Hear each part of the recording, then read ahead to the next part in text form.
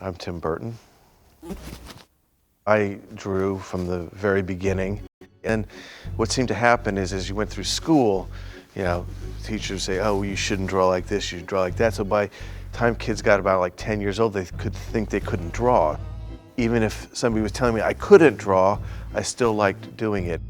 I was lucky enough to have a teacher who didn't try to force me to draw a certain way. She encouraged people to sort of, whatever sort of strength they had to kind of go with it and kind of do their own style or do their own spirit of work.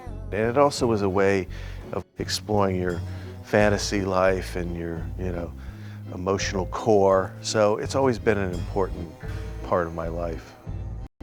Well, I haven't really shown any of this stuff. I never really considered it like art or artwork. Maybe because it was not really meant to be seen, really. I mean, it was all sort of the process I was doing when I was either thinking of ideas or working on projects or just helping my own mental process. One of the things I love about what MoMA is doing is that it's not a categorization, and it's not just film stuff or drawing stuff. They've done a really good job of trying to blur those lines of what those things are. All these kind of things, whether photographs or little writings or sketches, for me are the most important part of any project. I mean, because once I'm doing it, I'm like when I have to communicate with people, it's not easy for me. So the important work has to be done like in these little private projects. Well, going through all the artwork that I hadn't been through before, it really has re-energized me. There's something about that kind of reconnects you to the world and who you are and what you've done and what you want to do. It's not till I look back that I kind of realize that I kind of obsessed with a certain thematic thing in a way. A lot of it, I think, has to do with your upbringing, your background, and how you felt as a child or as a young adult. And that sort of feeling of isolation and being alone, or and being inside your own head or your own mind has always been something that I felt very strongly. So that sort of connection with people that don't quite fit into society. The word normal always scared me because that indicated something that was quite subversively terrifying in some way. Again, growing up on monster movies where that was the dynamic in each and every one of those, where the monster was sort of the outcast and the people were much more of the sort of villainous element to it. That's always been important to me, and I can't seem to get rid of it. When I was an animator at Disney, I was much weirder than I am now at that time. I found that when I wore striped socks, I felt more grounded. It's a very strange circular dynamic because I was feeling very crazy or very floaty or whatever, and when I started wearing striped socks, I just felt calmer and more grounded, and so I don't really know what else to say about that one. I'm always amazed at how certain images freak out adults when in fact it was something that was very much a part of probably their childhood and every other. And that's what fairy tales, I always felt, did for me, is that they're quite frightening, abstract stories, and children relate to them because it represents the abstract of life and how how am I going to deal with something I don't really understand, and all these weird, horrible images that are, I think, crucial to childhood, and yet I think people kind of forget. Some people forget as they get older.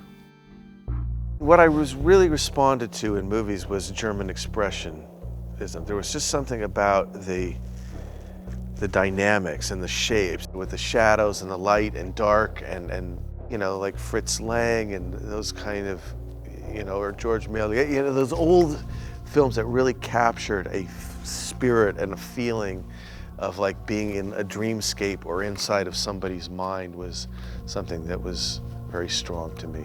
Well, if I'm alone on a desert island, I'd pick something that I could relate to, probably The Omega Man with Charlton Heston. I don't know why that's one of my favorite movies, but it is. Being alone, pretending I was Charlton, that sounds pretty scary, but that's one that comes to mind. Or something like Alice in Wonderland. I mean, it's not something that I necessarily kept like from as a child saying, I have to make Alice in Wonderland. Although It certainly follows with themes and images. It'll have a lot of things in it that I would still use it on a completely personal project. I mean, a kind of fairy tale, fable image, sort of symbolic imagery that say something like Scissorhands has for me, but something like Alice has it as well. It's just, you know, it's just a known entity. The thing with Batman, I wasn't really a comic book hardcore fan. I just really like that world and that character and those characters in that. So, you know, just something that kind of hidden quality and kind of wanting to hide personality. Obviously something well known, but something felt personal to me. The tools of filmmaking have changed over the years, obviously. I mean, I try to keep the same approach where you try to keep it as hands-on and handmade and homemade as you can, because I just feel like that is something that I always, you know, I liked having actors and sets and having limitations that you have to deal with. That's what makes it fun. Now, with so much technology at your disposal, it can get a bit overwhelming, and it's almost like the reverse of what I've been used to. But, you know, knowing that you still try to keep it as human and as tactile and as you know, present as you can. But it's difficult with, you know, shooting in a vacuum. Oftentimes people aren't even shooting in the same shot with each other. And having been through it and being able to have the joy of feeling the texture of a set and seeing an actor dealing in that light and set, you know, it's something that stays with you. So I try to keep that spirit.